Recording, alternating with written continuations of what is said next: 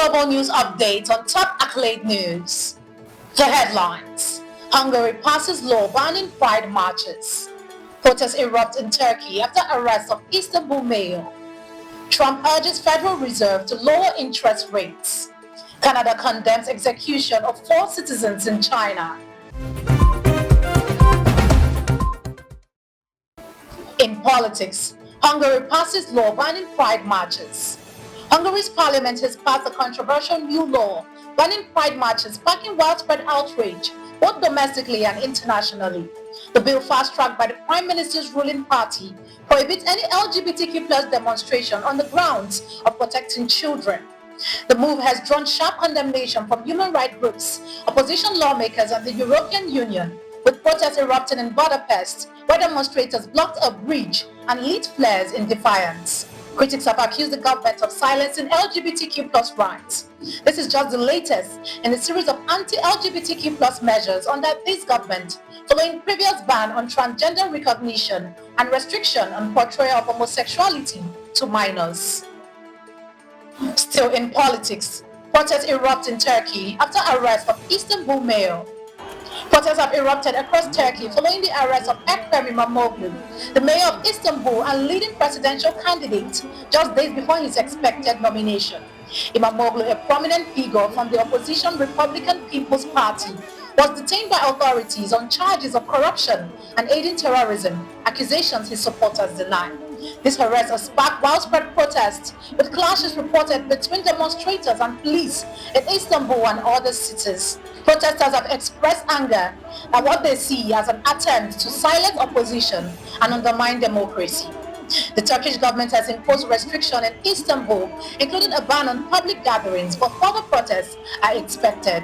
International reaction have condemned the arrest, with many seeing it as an effort to eliminate a strong political rival ahead of the 2028 presidential elections. Shifting focus to economy, Trump urges Federal Reserve to lower interest rates. U.S. President Donald Trump called for the Federal Reserve to cut interest rates, suggesting it would benefit the economy as U.S. tariffs begin to ease. This statement came on the same day the Federal Reserve decided to keep rates unchanged. Trump's comment followed remarks from Federal Reserve Chair Jerome Powell, who noted that the administration's initial tariffs have likely slowed U.S. economic growth and contributed to higher inflation.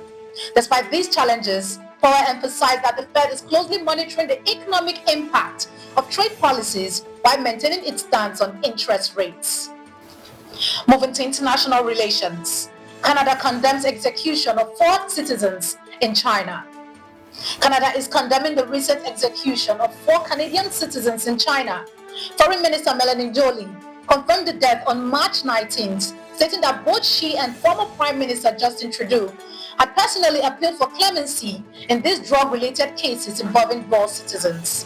The Chinese embassy in Ottawa maintains that the executions were the result of serious drug offenses, with Beijing asserting that it does not recognize dual citizenship.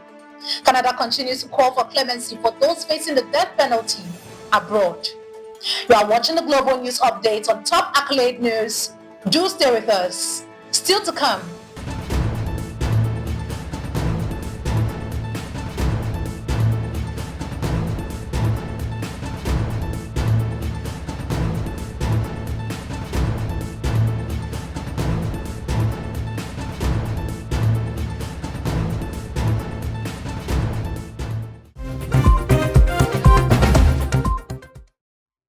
Thanks for staying with us.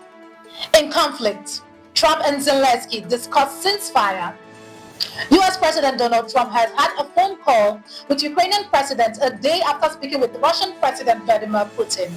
During the call, the two leaders discussed efforts to align Ukraine and Russia's position regarding a ceasefire, with Zelensky expressing optimism about achieving lasting peace under Trump's leadership. They also touched on the possibility of U.S. involvement in the operation of Ukraine's nuclear power plant, particularly the Russian-held facility. While Zelensky remains open to a partial ceasefire, he warned that Ukraine will retaliate if Russia violates any terms. Despite a general rejection of a full ceasefire by Putin, both sides agreed to halt attacks on energy infrastructure. The phone call was followed by a significant prisoner exchange between Ukraine and Russia. Moving to environment, ECOPETROL faces allegation of widespread oil pollution in Colombia. Colombian energy giant EcoPetrol is facing serious environmental allegations with reports of widespread oil pollution impacting hundreds of sites, including water sources and biodiverse wetlands. Leaked data revealed over 800 pollution incidents between 1989 and 2018, many of which were reportedly not disclosed to authorities. The company has been accused of contaminating the Magdalena River, which provides water to millions and local wildlife, including endangered species. While EcoPetrol insists it adheres to environmental standards, local fishing communities claim the firm has failed to fully clean up the damage and hide some of the pollution from regulators. In entertainment, Dolly Parton reflects on life after her husband's passing. Dolly Parton is opening up about how she's coping with the loss of her husband, PARTON, who passed away on March 3rd at the age of 82. In her first public appearance since his passing at Dollywood's 40th anniversary celebration on March 14th, Dolly said that despite the pain, she's finding peace in knowing Carl is no longer suffering.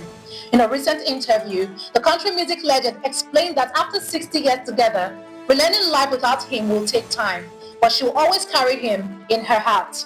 Though her heart aches, Dolly says she will keep the good memories alive and find comfort in the love they shared. Now in sports, Formula One pioneer Eddie Jordan dies at 76. Eddie Jordan, the charismatic Irish entrepreneur who founded the Formula One team who launched Michael Schumacher's career in 1991, has passed away at the age of 76 after a battle with prostate cancer. Jordan, who ran his F1 team from 1991 to 2005, became known for his vibrant personality and for helping shape the careers of racing legends. Following his time in Formula One, Jordan became a popular television pundit. He died in the early hours of Thursday at his home in Cape Town, South Africa, with his family by his side. That concludes our global news updates for today. Stay tuned for more global news and developments. Thanks for joining us. I am Ojo Arume Okocha. Connect and engage with us on all our social media handles. Do have a wonderful day.